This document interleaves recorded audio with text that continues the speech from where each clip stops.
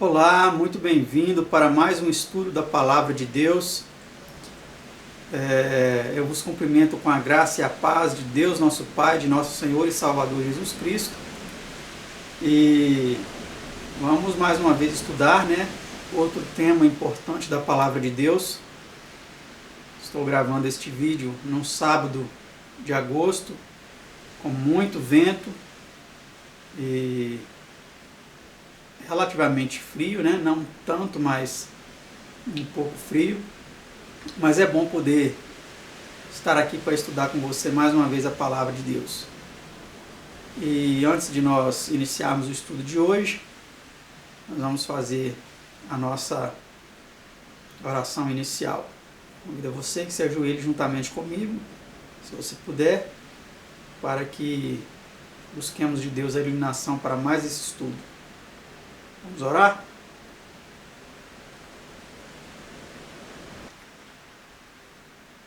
Pai Santo, Deus amado, Criador e mantenedor dos céus, da terra, do mar, de tudo que neles há, louvado seja o teu santo e eterno nome, o nome de seu Filho unigênito, coautor na criação, nosso Senhor e Salvador Jesus Cristo. Te agradecemos por mais uma oportunidade que temos de estudar a tua palavra, este estudo tão importante, Senhor, que fala sobre as provações e seu objetivo. E te pedimos que nos ajude e nos fortaleça em meio às provas, para que sejamos vencedores. Ilumine nossa mente, nosso entendimento, e nos ajude a compreender este estudo e a colocá-lo em prática em nosso viver diário. São bênçãos que o suplicamos em nome e por amor do seu amado Filho unigênito, nosso Senhor e Salvador Jesus. Amém.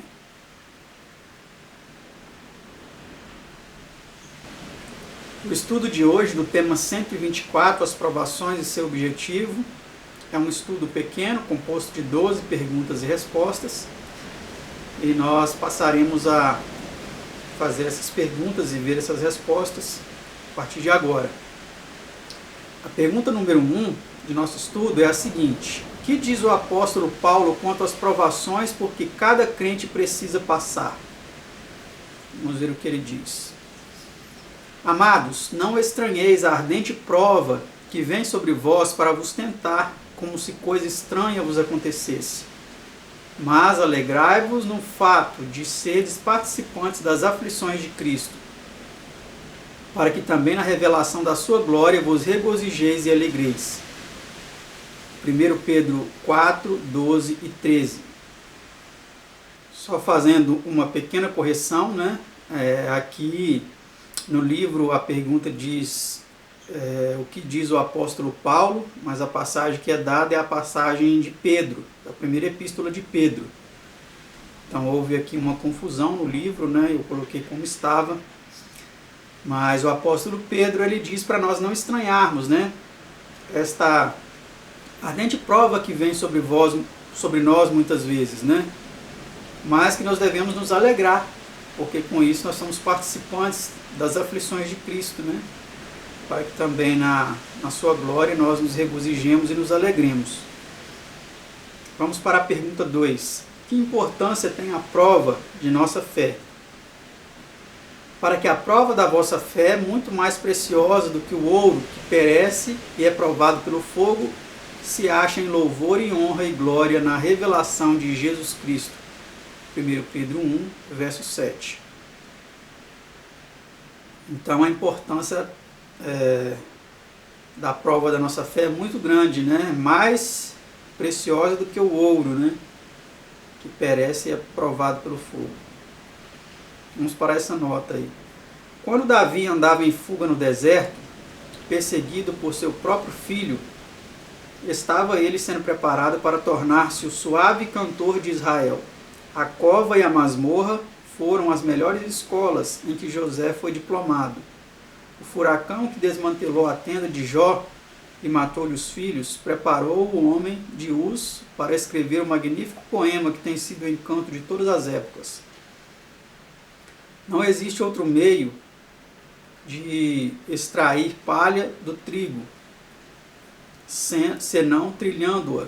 Não há outro meio de purificar o ouro, senão queimando-o. Então nós vemos aí a importância, né, das provas. Vamos para a continuação da nota. Nada acontece ao cristão. Tudo quanto ocorre em sua vida é enviado por um sapientíssimo e amoroso Pai Celestial, ou por ele permitido, e destina-se a aperfeiçoar o caráter e a nossa preparação para o aumento de capacidade para servir. As pedras e anfractuosidades das encostas de montanhas são-nos o elemento natural para a ascensão. Mesmo os fracassos, se forem aceitos no devido espírito, podem tornar-se nos degraus para atingirmos maiores alturas. Então fica aí essa palavra de encorajamento, né, de incentivo para persistirmos, porque cada prova, cada dificuldade, ela é um professor que nos ensina como perseverarmos, né, nessa batalha. Pergunta 3. Que razão apresenta São Paulo para gloriar-nos nas tribulações? Agora aqui realmente é uma palavra de Paulo, né? Romanos 5, 3 a 5 diz o seguinte: também nos gloriamos nas tribulações, sabendo que a tribulação produz a paciência, e a paciência a experiência, e a experiência a esperança, e a esperança não traz confusão, porquanto o amor de Deus está derramado em nossos corações pelo Espírito Santo que nos foi dado. Então olha que interessante a evolução, né, da tribulação, todas as coisas que vêm aí como consequência da tribulação, a paciência, a experiência, a esperança. Então todas essas situações aí são importantíssimas na nossa caminhada, no nosso crescimento em Cristo.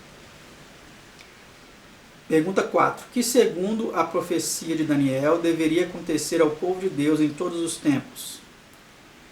E os entendidos entre o povo de Deus ensinarão a muitos, todavia cairão pela espada e pelo fogo, e pelo cativeiro, e pelo roubo por muitos dias. Daniel 11, verso 33. Então foi avisado a Daniel, né, que o povo de Deus, eles cairiam, eles seriam, de certa forma, perseguidos e assassinados e mortos, né, pela espada, pelo fogo, pelo cativeiro, pelo roubo. E isso durante muitos dias. Isso aconteceu realmente durante a Idade Média, quando os verdadeiros cristãos foram perseguidos por aqueles que se diziam cristãos, por uma liderança corrompida, pela introdução do paganismo no meio da liderança do cristianismo, né, em Roma papal. Pergunta 5. Por que deveria ser assim? Vamos ver o que ele continua dizendo, o profeta Daniel. E alguns dos entendidos cairão para serem provados e purificados e embranquecidos até ao fim do tempo. Então essa era a finalidade, né? Para que através dessas provações eles fossem purificados e embranquecidos. Pergunta 6. Na previsão das lutas por que seus seguidores iriam passar, que animosa mensagem lhes enviou Cristo pelo revelador? Vamos ver que mensagem ele enviou. Nada temos das coisas que hás de padecer, eis que o diabo lançará alguns de vós na prisão, para que sejais tentados. Ou seja, provados, né? Ser fiel até a morte. O que vencer não receberá o dano da segunda morte. Apocalipse 2, 10 e 11. Então, aí são dadas palavras de profecia, de que realmente a igreja passaria por provações, por prisão, mas que ela não deveria esmorecer, deveria ser fiel até a morte,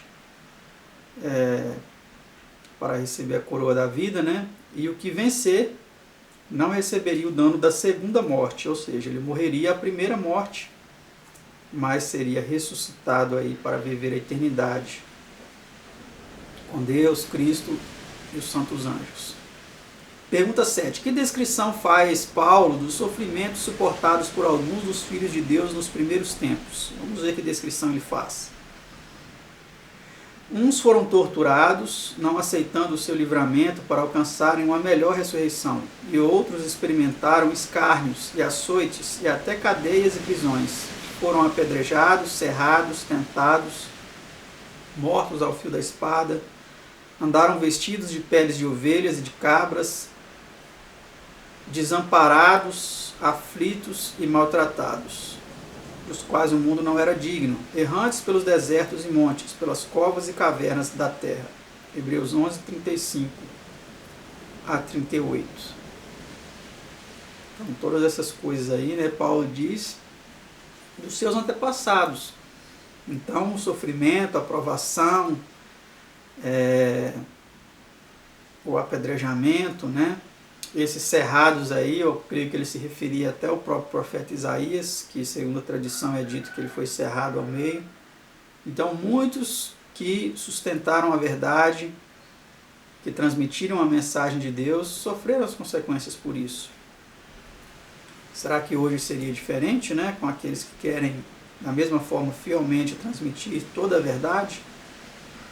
Vamos para a pergunta 8. Quantos de São Paulo sofrerão perseguição?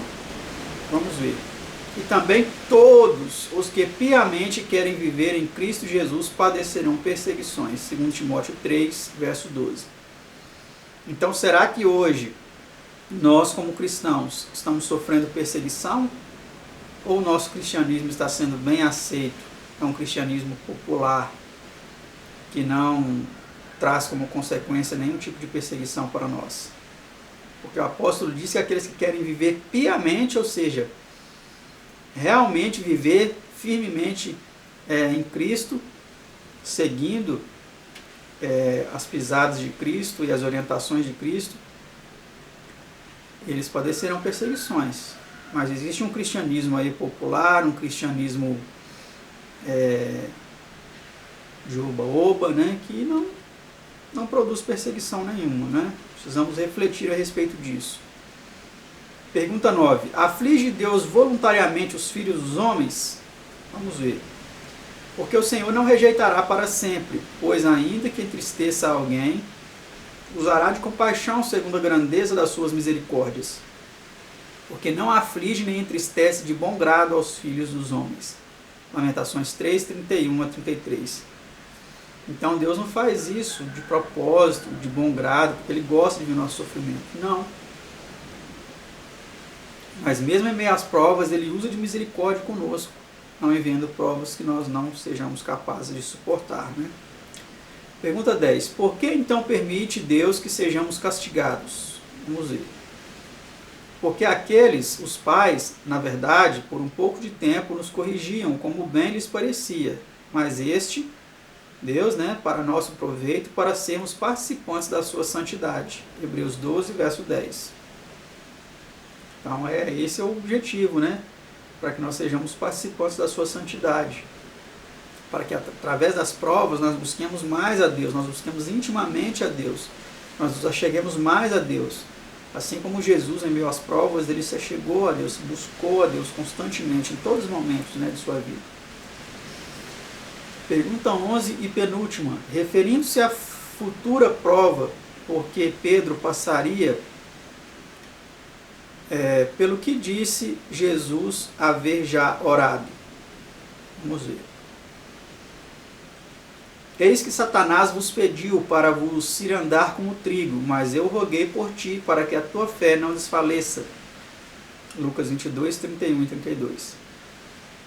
Então, olha que interessante. Essa passagem é uma passagem muito interessante, né? Porque ela mostra que o inimigo ele precisa ter o aval de Cristo, de Deus, para aprovar alguém. O inimigo ele precisa ter a permissão. E aqui nos mostra que Satanás ele pediu para cirandar, para sacudir aí Pedro como trigo, né? Mas Jesus ele rogou ao Pai por Pedro para que a fé de Pedro ela não desfalecesse. Com certeza Deus atendeu esse pedido, né? Porque Pedro foi sacudido tremendamente, negou a Cristo, mas ele se arrependeu e se tornou aí um grande apóstolo de nosso Senhor e Salvador Jesus Cristo, né? E vamos para a última pergunta, pergunta 12. Que animosa promessa é feita aos que vencem as provações e tentações desta vida? Vamos ver. Bem-aventurado o varão que sofre a tentação, porque quando for provado, receberá a coroa da vida, a qual o Senhor tem prometido aos que o amam. Tiago 1, verso 12. Nota: diz um autor cristão: nossas tristezas não brotam da terra. Deus não aflige nem entristece de bom grado aos filhos dos homens. Quando permite que nos sobrevenham provações e aflições, é para nosso proveito, para sermos participantes da sua santidade. Se recebida com fé, a provação não parece tão amarga e difícil de suportar. Provar-se-á uma bênção. O golpe cruel que desfaz as alegrias tornar-se-á o meio de fazer-nos volver os olhos para o céu. Quantos há que nunca teriam conhecido Jesus se a tristeza os não houvesse levado a buscar dele conforto? As provações da vida são obreiros de Deus, para remover de nosso caráter impurezas e arestas. Penoso é o processo de cortar, desbastar, aparelhar, lustrar, polir. É molesto estar por força sob a ação da pedra de polimento, mas a pedra é depois apresentada pronta para ocupar o seu lugar no templo celestial. Amém? Então que você seja encorajado por esse estudo, que você não esmoreça, que você não murmure, não reclame em meio às provas, porque elas são uma grande oportunidade para nós nos alegrarmos, para nós ficarmos felizes, né? Porque elas são meios que Deus usa para nos purificar, para nos edificar o caráter e nos habilitar para as mansões eternas. Que Deus abençoe a você e obrigado por estar conosco em mais esse estudo e até o próximo, se assim Deus nos permitir.